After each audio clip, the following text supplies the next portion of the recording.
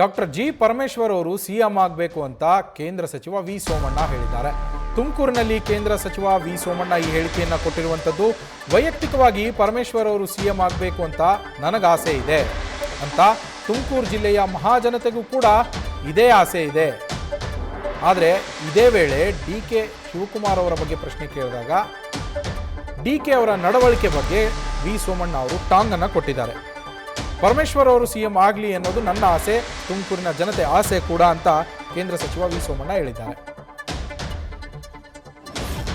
ತಮ್ಮಲ್ಲಿ ಮನವಿ ಮಾಡ್ತೀನಿ, ಅಧಿಕಾರ ಮತ್ತೊಂದು ಮಗದೊಂದು ಅದೃಷ್ಟ. ಪರಮೇಶ್ವರ್ ಸಾಹೇಬರು ಗೃಹ ಮಂತ್ರಿಗಳಾಗಿರ್ತಾರೆ ಅನ್ನೋದು ನನ್ನ ಕನಸಿರ್ಲಿಲ್ಲ.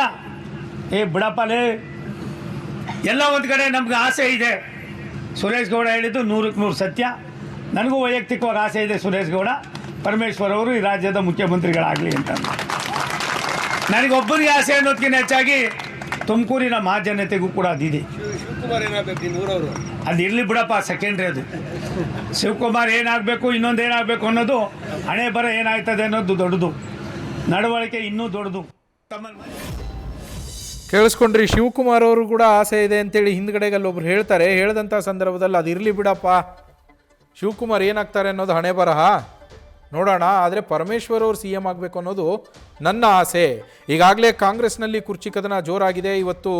ಇವತ್ತೊಂದಷ್ಟು ಜನ, ನಾಳೆ ಒಂದಷ್ಟು ಜನ ನಾಯಕರು ದೆಹಲಿಗೆ ಹೋಗ್ತಾ ಇದ್ದಾರೆ. ಮತಗಳ್ಳತನ ಪ್ರಕರಣಕ್ಕೆ ಸಂಬಂಧಪಟ್ಟಂತೆ ಏನು ರಾಹುಲ್ ಗಾಂಧಿ ಅವರು ಆರೋಪ ಮಾಡ್ತಾ ಇದ್ದಾರೆ, ಅದರ ಪ್ರತಿಭಟನೆಯಲ್ಲಿ ಭಾಗಿಯಾಗೋದಕ್ಕೆ ಅಂತ ಹೋಗ್ತಾ ಇದ್ದಾರೆ.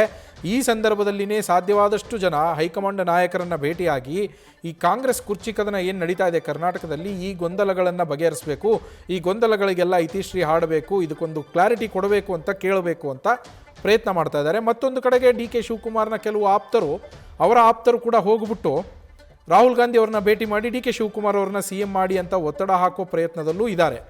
ಗೃಹ ಸಚಿವರಾಗಿರುವಂತಹ ಡಾಕ್ಟರ್ ಜಿ ಪರಮೇಶ್ವರ್ ಅವರು ಕೂಡ ನಾಳೆ ರಾಹುಲ್ ಗಾಂಧಿ ಅವರನ್ನು ಮೀಟ್ ಮಾಡಬೇಕು ಅಂತ ಅಂದ್ಕೊಂಡಿದ್ದಾರೆ.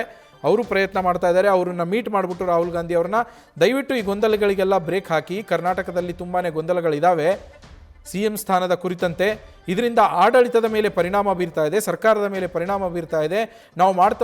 ನಾವು ಜಾರಿಗೆ ತರ್ತಾ ಇರುವಂತಹ ಜನಪರ ಯೋಜನೆಗಳೇನಿದ್ದಾವೆ ಅದ್ರ ಮೇಲೂ ಕೂಡ ಪರಿಣಾಮ ಬೀರ್ತಾ ಇದೆ. ರಾಜ್ಯದ ಜನ ಅದರ ಬಗ್ಗೆ ಗಮನ ಹರಿಸೋ ಬದಲು ಈ ಕುರ್ಚಿ ಕದನದ ಬಗ್ಗೆನೇ ಗಮನ ಹರಿಸುವಂಥ ಪರಿಸ್ಥಿತಿ ಏರ್ಪಟ್ಟಿದೆ. ಇದಕ್ಕೆಲ್ಲ ಬ್ರೇಕ್ ಹಾಕಿ ಅಂತ ಕೇಳಬೇಕು ಅಂತ ಪರಮೇಶ್ವರ್ ಅವರೇ ಇದ್ದಾರೆ. ಆದರೆ ಇಲ್ಲಿ ವಿ ಸೋಮಣ್ಣ ಅವರು ಕಾರ್ಯಕ್ರಮವೊಂದರಲ್ಲಿ ಪರಮೇಶ್ವರ್ ಅವರೇ ಸಿ ಎಂ ಆಗಲಿ ಅನ್ನೋದು ನನ್ನ ವೈಯಕ್ತಿಕ ಆಸೆ ಅಂತ ಹೇಳಿದ್ದಾರೆ. ಅದೇ ಸಂದರ್ಭದಲ್ಲಿ ಡಿ ಕೆ ಶಿವಕುಮಾರ್ ಅವರ ಬಗ್ಗೆ ಕೇಳಿದಾಗ ಅದು ಸೆಕೆಂಡ್ರಿ, ನೋಡೋಣ, ಹಣೆ ಬರಹ, ನಡವಳಿಕೆ ಕೂಡ ಡಿಸೈಡ್ ಮಾಡಬೇಕು, ಹಣೆ ಬರಹ ಡಿಸೈಡ್ ಮಾಡತ್ತೆ ಅಂತ ಡಿ ಕೆ ಶಿವಕುಮಾರ್ ಅವರ ಬಗ್ಗೆ ಪ್ರತಿಕ್ರಿಯೆ ಕೊಟ್ಟಿದ್ದಾರೆ ಸಚಿವ ವಿ ಸೋಮಣ್ಣ.